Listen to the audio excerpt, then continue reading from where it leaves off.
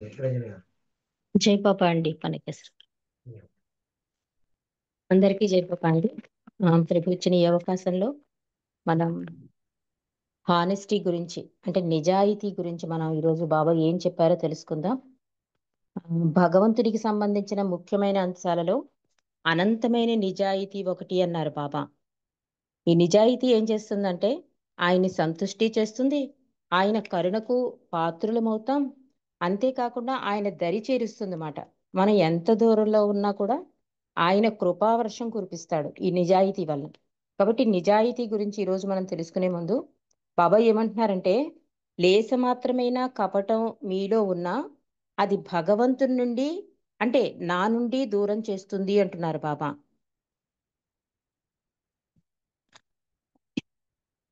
అంటూ బాబా భగవంతుని ప్రేమించుటే జీవిత లక్ష్యం, భగవంతునిలో ఐక్యం ఒకటే జీవిత గమ్యం.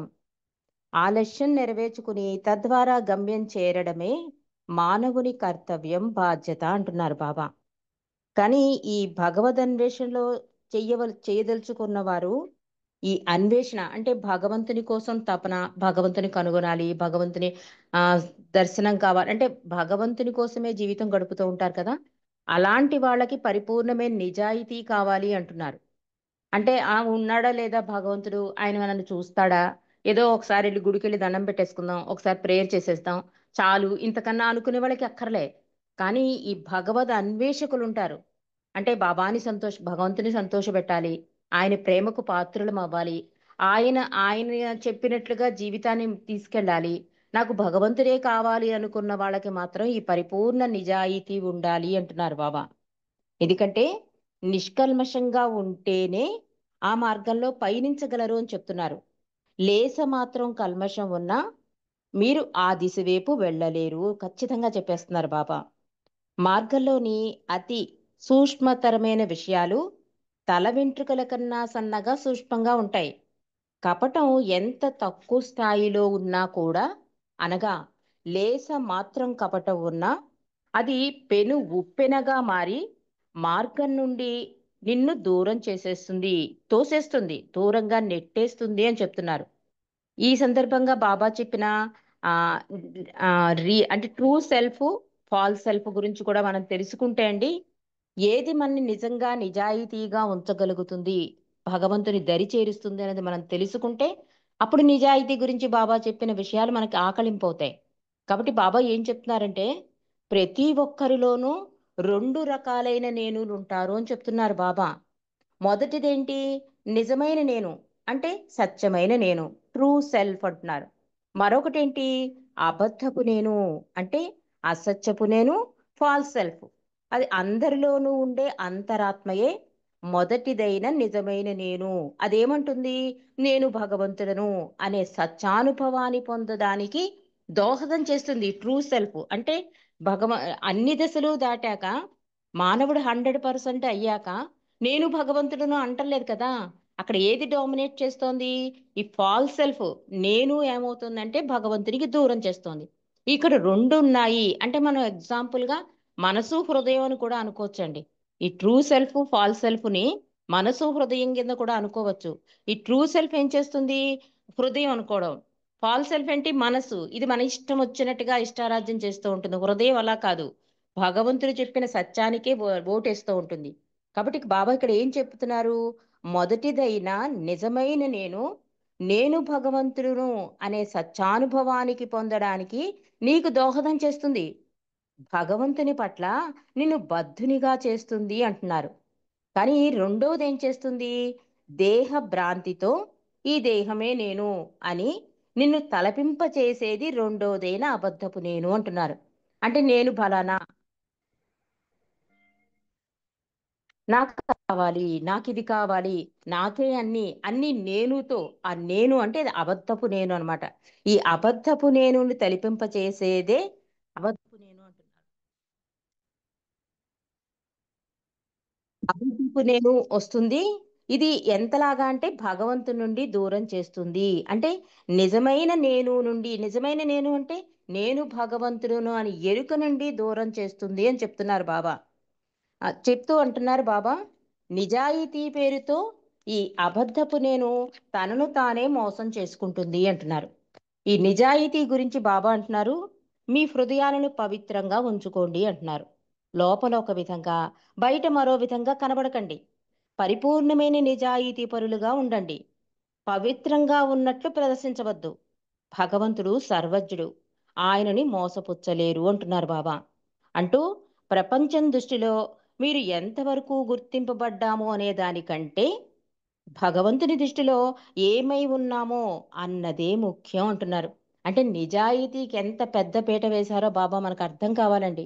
అంటే మనం చేసే ప్రతి కర్మ, మార్నింగ్ లేచి నుంచి నైట్ పడుకునే వరకు మనం చేసే ప్రతి మాట, ఆలోచన, పని ఏదైనా సరే అది బాబా దగ్గరికి చేరుస్తోందా, బాబా దగ్గరికి దూరం చేస్తోందా, ఇదొక్కటి మనసులో పెట్టుకోవాలి తప్ప ఒక మాట వల్ల కానీ, ఒక ఆలోచన వల్ల కానీ, ఒక పని వల్ల కానీ ఏదైనా డిస్టర్బ్ అయితే నాకే ఎందుకు జరగాలి అనుకుంటే ఇంకో ఈ ఫాల్స్ సెల్ఫ్ లేస్తూ ఉంటుంది మాట. అదేం చేస్తుంది, భగవంతుడి నుంచి దూరం చేస్తూ ఉంటుంది. కాదు, ఇది భగవంతుని ఇచ్చా, నా ఆత్మ ప్రయాణానికే ప్రభువు తలపెట్టింది అని ప్రతీదీ మార్నింగ్ లేచిన దగ్గర నుంచి మనం అనుకున్నాం అనుకోండి, అంటే చిన్న చిన్న విషయాలకు కూడా మనం డిస్టర్బ్ అయిపోతూ ఉంటాం కనుక బాబా అందుకే నన్ను బాధ్యత వహించనివ్వండి అన్నారు బాబా. అందుకే మై విష్ ఎందుకు ఇచ్చారు బాబా, అది నువ్వు అవిధేయతగానే అంటే ఇష్టం లేకపోయినా సరే, నీకు ఇష్టం లేకపోయినా సరే నువ్వు నేను చెప్పినట్టుగా నీ జీవితాన్ని నడిపించుకుంటే కనుక నేను బాధ్యత వహిస్తాను, దానికి నేను శక్తినిస్తాను, నా సహాయం పూర్తిగా నీకు అందుతుందని బాబా చాలా భరోసాలు ఇచ్చారు మైవిష్ ఇచ్చినప్పుడు కూడా. అలా ఇక్కడ బాబా కూడా ఏమంటున్నారు, ప్రపంచం గురించి ఆలోచించామంటే నేను దూరం అయిపోతా. అందుకని ఏమంటున్నారు, ప్రపంచం దృష్టిలో ఎంత గుర్తింపబడ్డామో అనే దానికన్నా భగవంతుని దృష్టిలో ఏమై ఉన్నావు ఇదొక్కటే చూసుకో అని చెప్తున్నారు బాబా. ఆధ్యాత్మిక మార్గంలో ముందుకు వెళ్ళడానికి సంపూర్ణ నిజాయితీ అవసరమని బాబా చెబుతూ అంటున్నారు, మీ ఆలోచనలో, మాటల్లో, చేతల్లో ఇసుమంత కపటం ప్రవేశించిన అది మిమ్మల్ని ఆధ్యాత్మిక మార్గం నుండి తొలగించేటట్లు చేస్తుందని గుర్తించుకోండి. అందుకే రిపెంటెన్స్ ప్రేయర్ మనకి పశ్చాత్తాప ప్రార్థన ప్రభు అందుకే ఇచ్చాడండి. బాబా అంటారు, కపటి యోగి కన్నా దేవుడు లేడు అనే నిజాయితీపరుడైన నాస్తికుడే మేలు అంటున్నారు. నిజాయితీగా భగవంతుని ముందు అంగీకరించి తాను చేసిన తప్పులను ఒప్పుకుంటే ఆయన ఎంత కృప చూపిస్తాడో మీకు అవగాహన కావాలంటే ఒక చిన్న కథను చెబుతాను అన్నారండి బాబా. ఇది బాబా చెప్పిన కథ. అంటే అది ఎట్లా ఉంటుందంటే, ఇస్లామిక్ సాహిత్యంలో జడ్జిమెంట్ డే అని, ఇది మనందరికీ తెలుసున్న కదే. కానీ ఒక్కసారి ఈ సందర్భంగా అంటే ఆయన కరుణకి ఎంత ఆ పా ఎంత దాసోహం అయిపోతాడు అంటే నిజాయితీకి ఎంత దాసుడైపోయి తన కరుణని ప్రసరింపచేస్తాడు అనడానికి మనకు ఒక చక్కని అవగాహన కలిగించే కథ ఇది. ఇస్లామిక్ సాహిత్యంలో ఆ జడ్జిమెంట్ డే అని ఒకటి ఉంటుంది. అంటే దేవుడు తీర్పునిచ్చే రోజును ఉంటుంట. అదేంటి, అందులో భగవంతుడు వచ్చి కొలువు కూర్చుంటాడు. మనకి యమధర్మరాజు అని చెప్తారు చూసారా, అలా కాకుండా ఇక్కడ భగవంతుడే, సాక్షాత్తు భగవంతుడే వచ్చి కొలువు తీరుతాట. పాపాత్ములందరూ హాజరుపరచబడతారు. అందరి చిట్టాలను ఒక్కొక్కటిగా వినిపించబడతాయి. దేవుడు తన తీర్పుని వినిపిస్తూ ఉంటాడు. ఇంతలో మధ్యలో కూర్చుని ఒక పాపాత్ముడు లేచి నిలబడి ఆ నిలబడతాడు. అది చూసిన భగవంతుడు, ఏం కావాలి నీకు, ఎందుకు నిలబడ్డావు అడిగాడు దేవుడు ఆ పాపాత్ముని. అతనంటాడు, ప్రభు, నాకొక సందేహం కలిగింది. నా చిట్టా విప్పే ముందు మిమ్మల్ని ఒక ప్రశ్న అడిగే అవకాశం ఇస్తే బాగుంటుంది అన్నాడు పాపాత్ముడు. వాడికి తెలుసు వాడి పాపాల చిట్టా ఎంతుందో వాడికి తెలుసు కనుక భగవంతుని ముందే క్వశ్చన్ వేసేసాడు, వాడి చిట్టా ఓపెన్ చేయకుండానే. అది ఓపెన్ చేయకుండానే ముందు నేను ఒక చిన్న ప్రశ్న అడుగుతాను, దానికి కొంచెం సమాధానం ఇవ్వగలరా ప్రభు అని అడిగాడు. భగవంతుడు మామూలుగా ఇప్పుడు ఆయన దయామయుడు కదా, సరే అడుగు అనుమతించాడు దేవుడు. ఆ పాప అంటాడు, ప్రభు, మీరు దయామయులు, మీ దయకు అవధులు లేవనే బిరుదు ఉంది. అలాగే మీ న్యాయ నిర్ణయం అమోఘమైనది, నిష్పక్షపాతమైనది. అయితే ఈ రెండింటిలో మీ దయాగుణం గొప్పదా, మీ న్యాయ నిర్ణయం గొప్పదా, ఏది గొప్పది అడిగాడు పాపాత్ముడు. దేవుడు కొంచెం ఆలోచించాడు. అనుకున్నాడు దేవుడు, అంటే ఇదంతా ఒక కథ కింద రాశారండి. దేవుడు అనుకుంటున్నాడు, ఇతడు చాలా చిక్కు ప్రశ్న వేశాడు. ఒకవేళ నా న్యాయ నిర్ణయమే గొప్పదంటే దయాగుణం గొప్పదనే బిరుదెందుకు అంటాడు. ఒకవేళ దయాగుణం గొప్పదన్నాననుకో, అతని పాపాలు పరిహరించమని అడుగుతాడు. రెండు రకాలుగా నన్ను ఇబ్బంది పెట్టేస్తాడు అని భావించి ఎలాగైనా భగవంతుడు దయాగుణానికి ఓటేస్తాడు కదా. ఆయన ఉన్నదేంటి దయే. దయ, కరుణ, ప్రేమ ఇదే కదా మనం చెప్పుకుంటాం. ఆయనకు ఉన్నవి కూడా అద్భుతమైన వరాల కింద మనకి ప్రసాదిస్తాడు, ఈ దయని కరుణని వరాల కింద. కాబట్టి ఇక్కడ భగవంతుడు ఏమంటున్నాడంటే వాస్తవాన్ని దాచకుండా నా దయాగుణమే గొప్పది అన్నాడు దేవుడు. అప్పుడు ఆ పాపి గబుక్కున భగవంతుడి కాళ్ళ మీద పడిపోయి, హే ప్రభు, నేనెన్నో పాపాలు చేశాను, క్షమించరాని నేరాలు చేశాను. అయినా దయాసముద్రులైన మీరు కొంచెం దయను నాపై అనుగ్రహించండి అని వేడుకున్నాడు ఆ పాపి. అతని నిజాయితీ దేవుడిని సంతుష్టిని చేసింది. దేవుడు తదాస్తు అని తన దయను అతనిపై అనుగ్రహించాడు. వెంటనే పాపాలన్నీ పరిహరించబడి అతనికి ముక్తి ప్రసాదించబడింది. ఇక్కడ కథ అర్థం ఏంటంటే, వాడు ఇంకా పూర్తిగా భగవంతుడి పాదాల మీద పడిపోయి నిజాయితీగా ఒప్పుకున్నాడండి. దానికి సంతుష్టుడయ్యాడు భగవంతుడు. నా పాపాలన్నీ క్షమించు అని అడిగాడు. నిజంగా ఎలాగో భగవంతుడు దయామయుడు కనుక వెంటనే క్షమించేశాడు.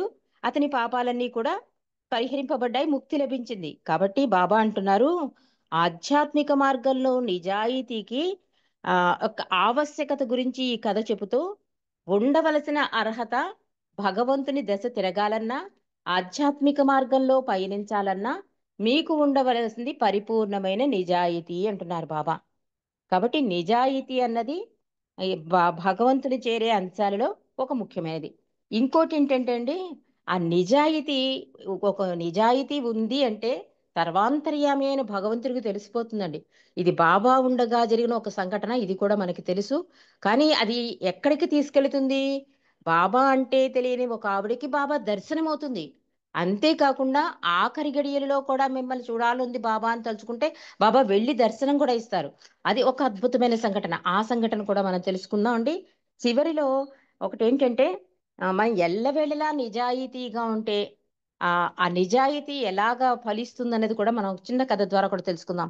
ఎందుకు ఈ సంఘటనలు కథలు అంటే, అది గమ్మున మన మనసు పట్టుకుంటుందన్నమాట. ఆహా, నిజాయితీ అంటే భగవంతుడు ఇలా ఉంటాడనమాట. మనం ఆ బాబా కూడా అంటారు కదా, ఈ సృష్టిలో ఇప్పటి వరకు నేను క్షమించలేని నేరం ఎవరూ చేయలేదు అంటే దాని అర్థమే భగవంతుడు అంత దయా సముద్రుడు అని మనకు అర్థం కావాలండి. ప్రత్యేకంగా నీకు దయ ఉందా, నీకు కరుణ ఉందా అని ప్రశ్నించేస్తూ ఉంటారు కొంతమంది. పాటలు కూడా రాసేస్తూ ఉంటారు. ఆయన దయా సముద్రుడు కనుకే భూమి మీద మనగనగలుగుతున్నాం మనం. అంటే ఆయన దయ ఎలాంటిది బాబాయే చెప్పేశారు. ఇప్పటి వరకు నేను క్షమించలేని నేరం ఎవ్వరూ చేయలేదు అంటే అక్కడే మనకి ఆయన దయా సముద్రుడు అని అర్థమైపోవాలి. కానీ ఈ దయా సముద్రుడికి కొన్ని క్వాలిఫికేషన్స్ చెప్పాడు. నువ్వు ప్రేమికుడిగా ఉండాలంటే నిజాయితీ ఉండాలి, విధేయత ఉండాలి, ప్రేమ ఉండాలి, కరుణ ఉండాలి, స్వార్థం లేకుండా ఉండాలి. ఇన్ని బాబా చెప్తున్నారు. అందులో ఏ ఒక్క లక్షణం ఉన్నా మిగిలిన అన్ని లక్షణాలు వచ్చి కూర్చుంటాయని కూడా బాబా చెప్తున్నారు. కాబట్టి ఈ రోజు మనం నిజాయితీ గురించి బాబా చెప్పిన ఇంకో సంఘటన, అది ఎలాంటిదంటే, నిజాయితీ బాబా ఎంతటి అగ్రస్థానం ఇచ్చేవారో తెలిపే కదండి. తెలిపే సంఘటన. బాబాకి హెల్త్ బాగుండేది కాదు. ఆ బాగుండకపోతే ఈ బాబాకి ఏం చేసేవారంటే, మెహ్రా వీళ్ళందరూ కూడా చాలా అలసిపోతూ ఉండేవారు. కాస్త నారింజ జ్యూసు అలాంటివి అయితే బాగుంటుందని బాబాకి మెహ్రా తెప్పించేసి ఆ జ్యూసులు ఇచ్చేది. బాబాకి చూసారు ఈ సంగతి. ఒకసారి వెనక్కి తిప్పేసేవారు. ఓసారి మాత్రం ఈ పని ఎవరు చేశారు అని అడిగారు బాబా. అడిగితే బాబా అంటారు, బాబా మీ ఆరోగ్యం బాగోలేదు కదా, ఇది మెహ్రా చేసింది అంటే బాబా కోపం వస్తుంది. ఎందుకు అనవసరంగా డబ్బులు ఖర్చు పెడతారు అని. అంటే దానికి అయ్యేది ఒక 5 పైసలో 10 పైసలో. అది కూడా చాలా కష్టంగా ఉండేది ఆ రోజుల్లో. వాళ్ళ వాళ్ళ మండలి కానీ, బాబా గడిపిన జీవితం కానీ మనం మెహర్ ప్రభు చరిత్రలో చదివితే అనుకుంటాం మనం, భగవంతుడు కదా, ఆయన కొన్ని సౌఖ్యాలతో ఉండే ఉంటాడు అని. అది చదువుతుంటే మనకి కళ్ళపు నీళ్లు కాదండి, రక్తపు నీళ్ళు వస్తాయి. అలా అలా జీవించాడు తండ్రి. ఏంటి, ఆయన అనారోగ్యంగా ఉన్నాడు, విశ్వ కార్యక్రమాలలో ఒత్తిడి, కొంచెం లిఫ్ట్ ఇస్తుంది, ఆ ఎనర్జీ వస్తుందని చెప్పి ఏదో 5 పైసలు 10 పైసలు పెట్టి నారింజ పళ్ళు తెచ్చి ఆ జ్యూస్ ఇస్తే బాబా కోపం వచ్చేస్తుంది. ఇలాంటి పనులు నన్ను అడగకుండా ఎప్పుడు చేయకండి అంటారు బాబా. మెహర చాలా బాధపడుతుంది. అంటే డబ్బుల దగ్గర అంత జాగ్రత్తగా ప్రతి పైసా ఖర్చు చూసి చూసి ఖర్చు పెట్టేవారు. అలా జరుగుతున్న సందర్భంలో బాబా ఒకసారి గోహెని పిలిచి, ఫలానా మార్కెట్లో ఫలానా ముసలావిడ ఉంటుంది, ఆవిడ దగ్గరికి వెళ్ళి బంగాళదుంపలు కేజీ పట్టరా అని చెప్తారు. సరే గోహెర్ వెళ్తుంది. కానీ ఆ బంగాళదుంపల రేటు రూపాయి ఉంటుంది. కానీ మార్కెట్లో అందరూ 75 పైసలకి అమ్ముతారు. కానీ బాబా ఆవిడ దగ్గరికే వెళ్ళి కొనమన్నారు కదా, గోహెర్ అక్కడికి వెళ్ళే కొంటుంది. కానీ గోహిరికి అని బాధ అనిపిస్తుంది మాట. ఇదేంటి, ఆవిడేమో రూపాయికి ఇస్తోంది, వీళ్ళేమో 75 పైసలకి ఇస్తున్నారు. పావలా లాస్ అయిపోతున్నాం. గోహరికి బాధ వచ్చేస్తుంది. ఎందుకంటే మరి 5 పైసలకే నారింజ రసం తీసినందుకు మెహరాన్ దెబ్బలాడారు కదా బాబా. నాకు నన్ను అడగకుండా ఆ జ్యూసులు అవి కొనకండి అన్నారు. మరి ఇక్కడ పావలా వేస్ట్ అయిపోతుంది. అయ్యో ఈ పావలా ఎందుకైనా పనికొస్తుందని చెప్పి గబగబా బాబా దగ్గరికి వెళ్ళిపోయి, బాబా ఇలా జరుగుతోంది, మార్కెట్లో అందరూ ఏమో 75 పైసలకి అమ్మితే ఆవిడ రూపాయికే అమ్ముతోంది, మనం మోసపోతున్నాం బాబా. బాబాకి తెలియందేముంటుంది. ఏమి అనరు. ఆహా అలాగా, మనం మోసపోతున్నామా, సరే ఈసారి ఒక పని చెయ్యి, ఆ ముసలావి దగ్గర ఒక కేజీ, ఈ బయట మార్కెట్ వాడి దగ్గర ఒక కేజీ కొని తూకం వేసి చూడు అంటారు బాబా. అంటే ఆవిడకి అనుభవం అవ్వాలండి, అయితే కానీ మాటలతో చెప్తే అర్థం కాదు కదా. సరే గోహెర్ అలాగే చేస్తుంది. ఆ ముసలావిడ దగ్గర కేజీ, బయట కేజీ కొంటుంది. ఈ ముసలావిడ దగ్గర కొన్న బంగాళదుంపలు కేజీకి కేజీ కరెక్ట్గా ఉంటాయి. బయట కొన్న బంగాళదుంపలు కేజీకి 3/4 కేజీ ఉంటాయండి. అప్పుడు గోహరికి అర్థమవుతుంది. అయ్యో! తండ్రికి తెలియని విషయమా? నేను ఎంత ఈ విషయాన్ని తీసుకెళ్ళి బాబా దగ్గర పెట్టానే అని చెప్పి చాలా బాధపడుతుంది. అప్పుడు బాబా దగ్గరికెళ్ళి చెప్తుంది. అప్పుడు బాబా అంటారు, "నేను సర్వజ్ఞుడను. నాకు అన్నీ తెలుసన్న విషయాన్ని మరిచిపోకు" అన్నారు. సరే గోహిర్ ఏం చేస్తుంది, మళ్ళా బజారుకెళ్ళి ఆ ముసలావిడ దగ్గరికెళ్ళి తెలీదు ఆవిడకి బాబా ఎవరో కూడా తెలీదు. గోహిర్ సడన్‌గా అంటే ఏదైనా ఎక్కువ ఆనందం కలిగితే మనం షేర్ చేసేసుకుంటాం కదా. ఆ ముసలావిడని అంత గుర్తుంచుకుని అక్కడికెళ్ళి పంపిస్తున్నారు కనుక ఆవిడకి చెప్దాం బాబా విషయం అని చెప్పి, బాబా నీ నిజాయితీకి చాలా సంతోషించారు అందుట. బాబా ఎవరు అందుట ఆ ముసలావిడ. బాబా మొత్తం బాబా గురించి, ఆయన చేసిన కార్యక్రమాలు అన్నీ చెప్పేసింట. ఆవిడ చాలా శ్రద్ధగా విని, అంతటి మహానుభావుడిని అవకాశం దొరికితే తప్పక చూడాలనిపిస్తోంది అంది ముసలావిడ. కోహిర్ ఏం చేస్తుంది మరి వెంటనే వచ్చేయి బాబాని చూస్తా అంటే కుదరదండి. బాబాని ఎప్పుడూ కూడా పర్మిషన్ అడగాలి. అందుకని మళ్ళీ వచ్చి బాబా ఇలాగ ఆవిడ అడుగుతోంది నీ దర్శనం కోసం, మరి నువ్వు పర్మిషన్ ఇవ్వాలంటే ఆ బాబా అంటారు, ఆవిడకు నన్ను చూడాలనే కోరిక కలిగించావు కాబట్టి నీవే నా కారు తీసుకుని వెళ్ళి ఆవిడని తీసుకువచ్చి నా దర్శనం చేయించి మరలా దించేయన్నారు. అంటే గోహిరే కదా మరి ఇలా అవన్నీ చెప్పింది కనుక వెంటనే గోహిర్ ఏం చేస్తుందంటే, బాబా కారు ఇచ్చారు కదా, ఆ కారు తీసుకుని ఆవిడ తీసుకెళ్లి ఆ ముసలామి దగ్గర తీసుకొచ్చి బాబా దగ్గర నిల్చోబెడుతుంది. బాబాని చూడగానే ఆవిడ చాలా ఆనందభరితురాలైపోతుంది. బాబా కూడా చాలా సంతోషిస్తారు. ఎందుకంటే అంత హానెస్టీగా ఆవిడ ఉంది కనుక. చక్కటి దర్శనం అయిపోతుంది. బాబాని మరొక్కసారి చూడాలనే కోరిక ఆమెలో బలంగా ఉండిపోతుందండి. సరే ఆవిడ కొన్నాళ్ళు వ్యాపారం చేసుకుంటుంది. కానీ మనసులో ఉంటుందన్నమాట, చనిపోయే ముందు బాబా నాకు మరలా దర్శనం ఇస్తారు అనే ఉంటుంది. ఆ మాట కూడా బాబాని అడుగుతుందో ఏదో ఇక్కడ రాయలేదు కానీ అడిగి ఉండొచ్చు. అందుకని పిల్లలతో చెబుతూ ఉంటుంటా, చనిపోయే ముందు బాబా నాకు దర్శనం ఇస్తానన్నారు, దర్శనం ఇస్తారు అని. సర్వజ్ఞుడైన బాబా ఆమె హృదయం నుండి వెలువడుతున్న ప్రేమ పిలుపునందుకుని స్వయంగా ఆమె వద్దకు వెళ్ళి దర్శన భాగ్యాన్ని ప్రసాదించారు అని రాస్తున్నారు. అంటే ఆమె ఎంత పరమానంద భరితురాలైంది, ఎంత అర్హత కలిగి ఉంది. అసలు బాబాయ్ అంటే ఎవరో తెలియదు, ఎక్కడో మారుమూల మార్కెట్లో నిజాయితీ చూసి ప్రభువు వెళ్ళిపోయాడు అంటే ఆవిడని తన దగ్గరికి తీసుకురావడమే కాదు, ఆఖరి గడియలలో మనకి మై విష్ గుర్తుకొచ్చేస్తుందండి. బాబా చెప్తారు కదా, నిరంతర నామస్మరణ మై విష్ లో ఏ పాయింట్ అయినా సరే. ఇక్కడ మనకు అదే గుర్తుకొస్తుంది. బాబాయే స్వయంగా వెళ్ళి దర్శనం ఇచ్చారు అంటే ఆఖరి గడియల్లో ఆవిడ ఎంత అదృష్ట భాగ్యశాలురాలు. అంటే ఆమెలోని ఆ నిజాయితీయే ఆమెకు అంతటి భాగ్యాన్ని కలగజేసిందని మనకు అవగాహన కావాలండి. ఎక్కడో మారుమూల మార్కెట్లో ఉన్న ఆవిడకి సృష్టికర్తకి తెలిసిపోయిందంటే ఆకర్షించింది ఆ నిజాయితీ అంటే, నిజాయితీకి ఎంత పెద్ద పీట వేస్తాడు ప్రభు అన్నది మనకి అవగతం కావాలి. అందుకే బాబా ఏమంటున్నారు, పవిత్రంగా ఉన్నట్లు ప్రదర్శించవద్దు, భగవంతుడు సర్వజ్ఞుడు, ఆయన్ను మోసపుచ్చలేవు అంటూ బాబా ఏమన్నారు, యావత్ ప్రపంచాన్ని మోసపుచ్చగలరేమో గాని సర్వజ్ఞుడైన భగవంతుని నుండి మాత్రం ఏ విషయాన్ని దాచలేము. ఏ విషయాన్ని అంటున్నారు బాబా ఇక్కడ. అందుకని మనం చాలా జాగ్రత్తగా మసలాలి అన్నది అవగతమవుతుంది. అంటే చాలా చాలా జాగ్రత్తగా మసలాలి అంటే ఎలర్ట్‌గా ఉండడం కాదు. అధికాధికంగా బాబాని ప్రేమిస్తే అండి ఆటోమేటిక్‌గా నిజాయితీ వచ్చేస్తుంది. బాబా సంతోషాన్నే కోరతాం కనుక ఇంక అవన్నీ నేచురల్ ఎగ్జిట్ అయిపోతాయని చెప్పారు. అధికాధికంగా ప్రేమించడం వల్ల నీలో ఏదైనా బలహీనత ఉంటే నేచురల్ ఎగ్జిట్ అయిపోతాయి కనుక బాబా ఏమంటున్నారు, భగవంతుని నిజాయితీగా ప్రేమిస్తే ఆయనలో ఐక్యం కావచ్చును. మీ ఆలోచనల్లో, మాటలలో, చేతలలో ఇసుమంత కపటం ప్రవేశించినా మీలో నివాసమున్న భగవంతుడు కనబడకుండా దాక్కుంటాడు అంటున్నారు. నిజాయితీగా ఉండడం అలవరుచుకోండి. భగవంతుడు అనగా పరమ సత్యం.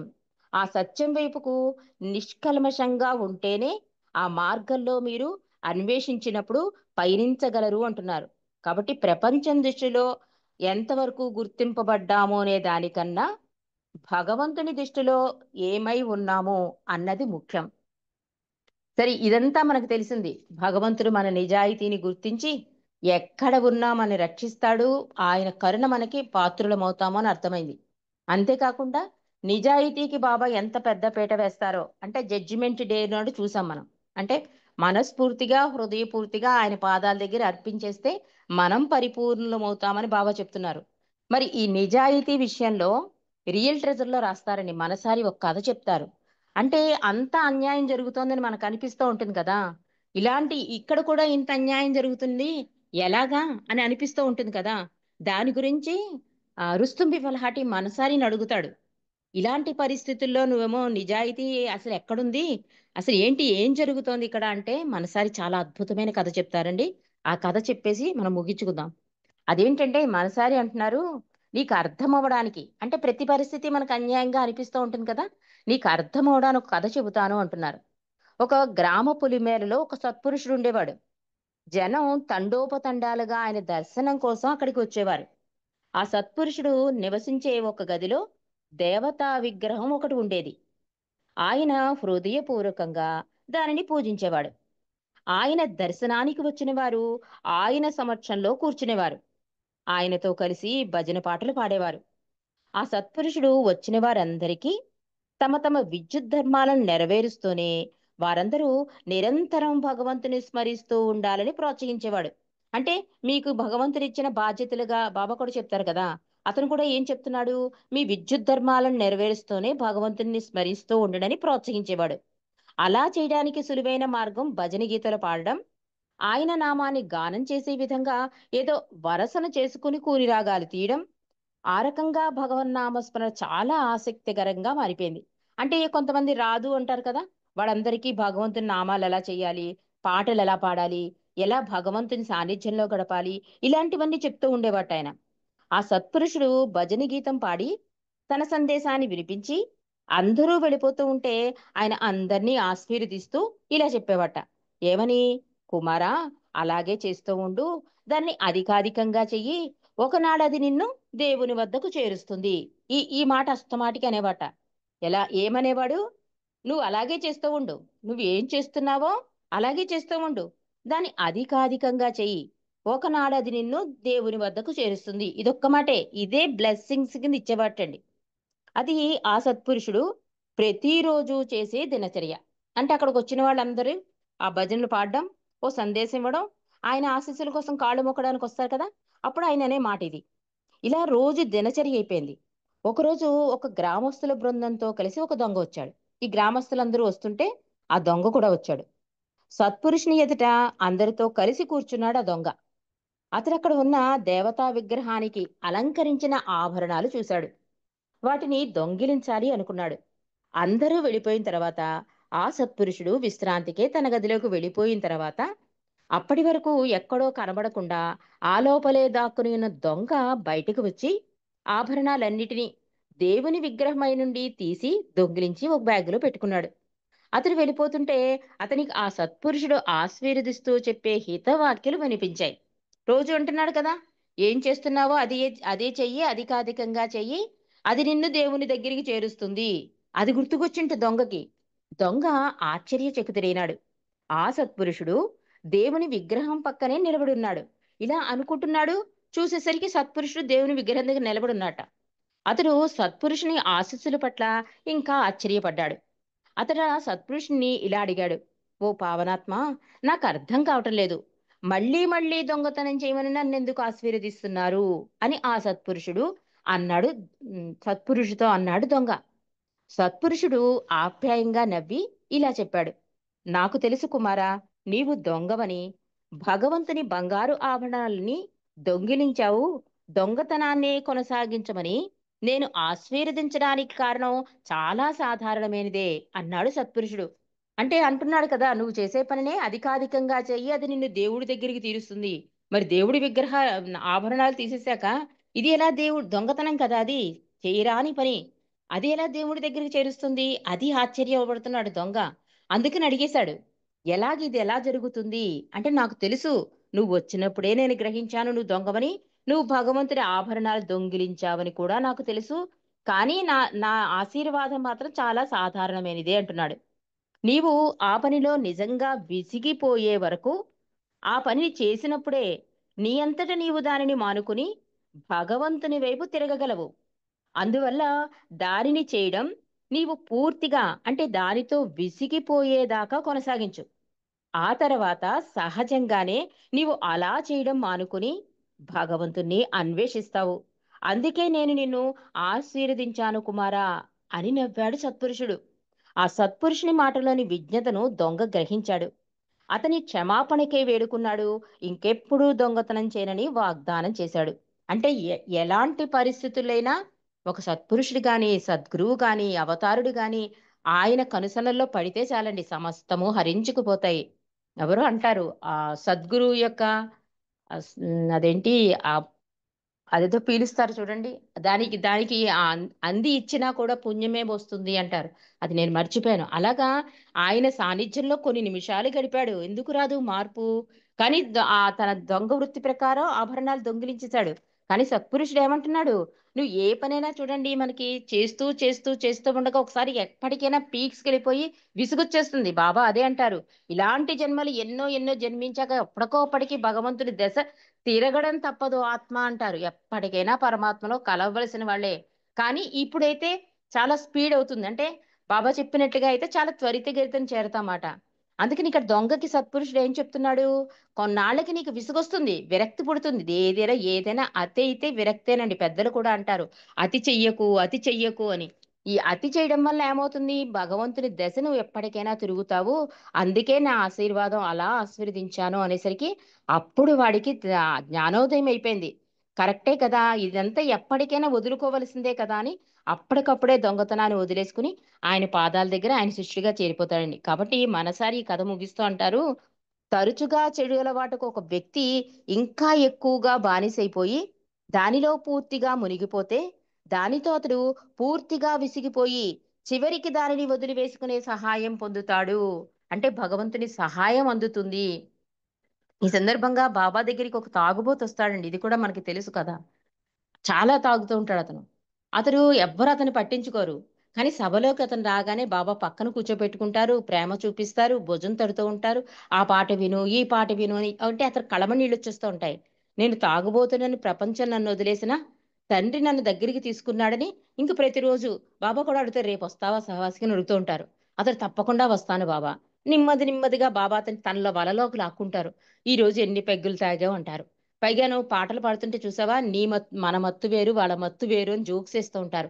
అలా నెమ్మది నెమ్మదిగా బాబా ఒక రోజు అంటారు, ఇవాళ నేను రోజు 8 పెగ్గులు తాగుతున్నావు కదా, ఇవాళ 6 తాగు, 4 తాగు, 2 తాగు, అలా నెమ్మది నెమ్మదిగా అతని తాగే విధానంలో ఆ గ్లాసులు తాగుతుంటే అవి తగ్గించేస్తారండి బాబా. ఆఖరికి అతను ఎలాంటి స్టేజ్కి వెళ్ళిపోతాడంటే తండ్రి దగ్గరికి వెళుతున్నప్పుడు తాగుతూ వెళ్ళడం తప్పు అని తెలుసుకుంటాడు. వెంటనే అతను మానేస్తాడు తాగుడు వ్యవహారం. మానేసి బాబా దగ్గరికి వస్తే బాబా అంటారు, ఇవాళ ఎన్ని వేసావు అంటే, బాబా నీ దగ్గరికి వస్తున్నాను కదా, అలాంటివి చెయ్యకూడదు కదా బాబా. అంటే అది అనుభవంగా రావాలన్నమాట ఆ జ్ఞానం. మనం ఎంత చెప్పినా నువ్వు మారరా మారరా అంటే మారం. ఒక అనుభవం కలిగితే తప్పకుండా మనం అటు నుంచి పక్కకెళ్తాం. అలాగే ఇక్కడ ఈ మనసారి కూడా ఏమంటోంది? ఏదైనా కూడా అతిగా అయిపోయాక విరక్తి కలిగి మానవుడు మంచి వెంపుకెళ్తాడు.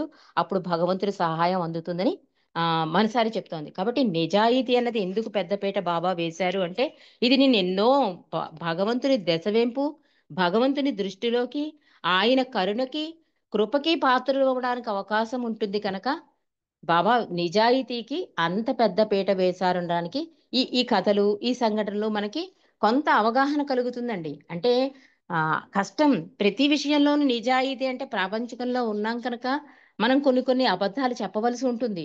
కానీ అది హాని కలగకుండా ఉంటే చాలు అంటారు బాబా.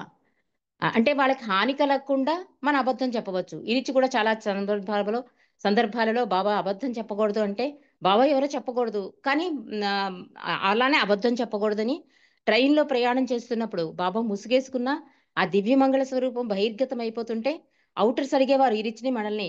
ఈయన మెహర్ బాబాయేనండి, ఈయన మెహర్ బాబాయేనంటే మరి అబద్ధం చెప్పకూడదు. అలానే నిజము చెప్పకూడదు. ఏం చేయాలి? అప్పుడు వాళ్ళ వాళ్ళ తెలివిని ఉపయోగించేవారు. చెవిటి వాళ్ళ ఉండేవాడు మా డేచి. ఏ బాబా అన్నారు? ఏ బాబా కావాలి మీకు? అహ్మద్ నగర్ ఎక్కడుంది? అంటే ఏమీ తెలియని వాళ్ళలాగా, అమాయకుల్లాగా, చెవిటి వాళ్ళలా ఉంటే వాళ్ళు విసుగొచ్చేసి, వీళ్ళు చెవిటి వాళ్ళరా, చెవిటి వాళ్ళ దగ్గర ఆయనెందుకుంటాడని చెప్పి విడిపోయేవారు. అంటే తెలివిగా తప్పించుకోవడం అనమాట. అందుకని బాబా ఏమని చెప్తున్నారు అంటే, ప్రపంచం ఏమంటోంది అన్నది అనవసరం. భగవంతుడు ఏమనుకుంటున్నాడన్నదే చూసుకుంటే కనుక, ఆ పాత్‌లో ఈజీగా వెళ్ళిపోగలవు. నా సహాయ సహకారాలు ఉంటాయి అని చెప్పి మెహర్ బాబా చెప్తున్నారండి. అవతార్ మెహర్ బాబాకి జై. జై బాబా కనకేశ్వరరావు గారు.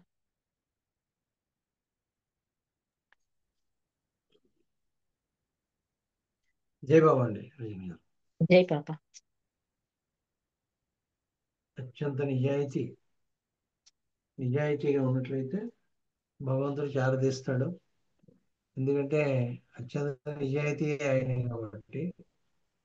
అలాంటి నిజాయితీ భగవంతుడి కోసం జీవించాలి, భగవంతుడి కోసం గడపాలి అనుకునే వాళ్ళకి అపరిపూర్ణమైన నిజాయితీ కావాలి అని చెప్పారు. అలాగే ట్రూ సెల్ఫ్, ఫాల్స్ సెల్ఫ్ అని కూడా చెప్పారు. ఆ రెండింటి కూడా నిర్వచనాలు చెప్పారు. నిజమైనటువంటి నేను, అబద్ధపు నేను. వాటిని మరో రకంగా కూడా మనసు, హృదయం అని చెప్పి చెప్పచ్చు అని చెప్పారు. అంటే ఇవన్నీ కూడా మనిషిలో పరివర్తన ఎప్పుడు వస్తుంది అంటే అసలు నిజాయితీగా భగవంతుడు కావాలి అనుకున్నప్పుడే. మళ్ళీ అక్కడ నిజాయితీయే కావాలి. ఏదో భగవంతుడు మనం పోతుంటే కాలికి తగిలితే భగవంతుని సేకరిద్దాం అని కాదు. నిజంగానే భగవంతుడు కావాలి అనేటువంటి తపన ఉన్న వాళ్ళకి భగవంతుడి కోసమే తపన పడుతూ ఉంటారు. వాళ్ళు ప్రాపంచపరంగా జీవించినా కూడా వాళ్ళ దృష్టి అంతా కూడా భగవంతుడు కావాలి అని ఉంటుంది కాబట్టి ఈ ప్రాపంచపరమైన విషయాలు పట్టించుకోరు. అందుకని దీనికి ఎక్కువ ప్రాధాన్యత కూడా ఇవ్వరు. ప్రాపంచ విషయాలకు ప్రాధాన్యత ఇవ్వరు. ఎప్పుడైతే ప్రాపంచ విషయాలకు ప్రాధాన్యత ఇవ్వడం తగ్గించేసామో ఆటోమేటిక్గా మన జీవితం నిజాయితీగానే ఉంటుంది. ఈ ప్రపంచ విషయాలకు ప్రాధాన్యత ఇచ్చాము అంటే అది నిజాయితీగా జీవించిన వాళ్ళకి ఈ ప్రపంచ విషయాలు సరిపడవు. ఎక్కడో అక్కడ తేడా వస్తుంది. వాళ్ళు నిజాయితీగా జీవించాలి నిజంగా అనుకుంటే ప్రపంచపరంగా కూడా ఎవరిని మోసం చేయకూడదు, ఎవరిని దాగా చేయకూడదు, నేను నిజాయితీగా జీవించాలి అని ఎక్కడ అబద్ధం ఆడకుండా నిజాయితీగా ఉంటే కష్టాలు ప్రారంభమవుతాయి. ఆ కష్టాలు ఎలాంటివి అంటే ఎవరు తీర్చలేరు, ఎవరి వల్ల కాదు. నువ్వు ఇలా బిహేవ్ చేసావు కాబట్టి నువ్వు అన్ని అంత కరెక్ట్గా ఉంటున్నావు కాబట్టి నీకు తప్పదు కష్టాలు